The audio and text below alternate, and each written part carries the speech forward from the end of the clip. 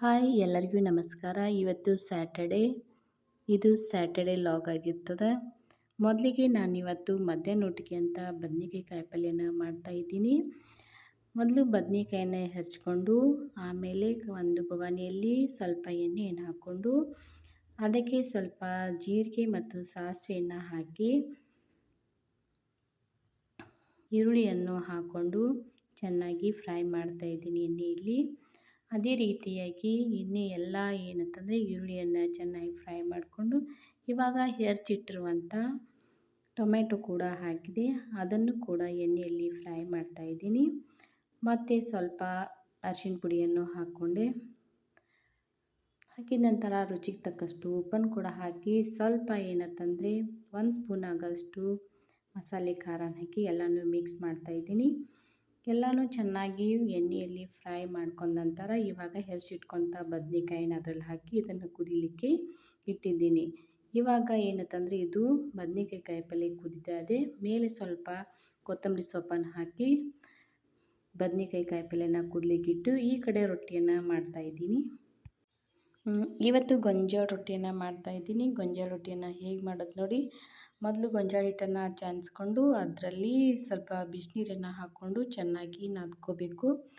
ನಾವು ಹಿಟ್ಟನ್ನು ಎಷ್ಟು ಚೆನ್ನಾಗಿ ನಾದ್ಕೋತೀವಲ್ಲ ಅಷ್ಟು ಸರಿಯಾಗಿ ರೊಟ್ಟಿ ಬರ್ತಾವೆ.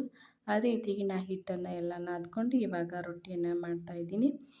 ಇವಾಗ ಗ್ಯಾಸ್ ಮೇಲೆ ತವೆ ಇಟ್ಟು ಇವಾಗ ರೊಟ್ಟಿಯನ್ನು ಹಾಕಿದೆ. ರೊಟ್ಟಿನೂ ಕೂಡ ಈ ರೀತಿಯಾಗಿ ರೊಟ್ಟಿಯನ್ನು ಮಾಡಿದ್ದೆ. ಇವಾಗ ಏನಂತಂದರೆ ಮಧ್ಯಾಹ್ನ ಊಟಕ್ಕೆ ಅಂತ ಬದ್ನಿಕಾಯಿ ಕಾಯಿಪಲ್ಯ, ಅದೇ ರೀತಿ ಉಪ್ಪಿನಕಾಯಿ, ಮೊಸರು, ಆಮೇಲೆ ಗೊಂಜಾಳ ರೊಟ್ಟಿ, ಅನ್ನ, ಸಾಂಬಾರು ಇವತ್ತು ಮಧ್ಯಾಹ್ನ ಊಟ ಇದೇ ಆಗಿತ್ತು. ಮಧ್ಯಾಹ್ನ ಊಟವನ್ನು ಎಲ್ಲರೂ ಇದನ್ನೇ ಮಾಡಿದ್ವಿ.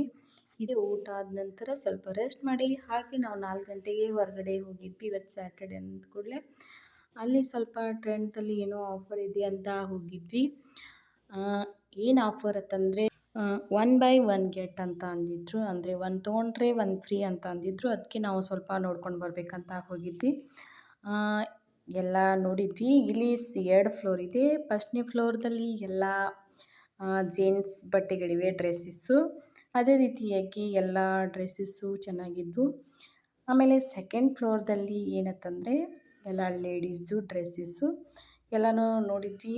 ಅದೇ ರೀತಿಯಾಗಿ ನಾವು ಒಂದು 2-3 ಟಿ ಶರ್ಟನ್ನು ತೊಗೊಂಡ್ವಿ ಅಷ್ಟೇ. ತೊಗೊಂಡ್ವಿ. ಇನ್ನೂ ಆಫರ್ ಇದೆ ಅಂತ ಮತ್ತೆ ಯಾವಾಗಾದರೂ ಬಂದರೆ ಆಯ್ತಂತ ಮತ್ತೇನು ತೊಗೊಲಿಲ್ಲ. ಜಸ್ಟ್ ಅಷ್ಟೇ ತೊಗೊಂಡ್ವಿ. ನಾನು ಮತ್ತೆ ಯಾವಾಗಾದರೂ ಇಲ್ಲಿ ಟ್ರೆಂಡ್ ಬಂದರೆ ನಾವು ಏನು ತೊಗೊಂಡೆ ಅಂತ ಮತ್ತೆ ನಾನು ವಿಡಿಯೋ ಮಾಡಿ ಹಾಕ್ತೀನಿ. ಓಕೆ ಫ್ರೆಂಡ್ಸ್, ಈ ಸ್ಯಾಟರ್ಡೇ ಲಾಗ್ ನಿಮಗೆ ಇಷ್ಟ ಆದರೆ ಲೈಕ್ ಮಾಡಿ, ಶೇರ್ ಮಾಡಿ, ಕಮೆಂಟ್ ಮಾಡಿ, ಹಾಗೆ ಸಬ್ಸ್ಕ್ರೈಬ್ ಆಗಿ. Thank you for watching.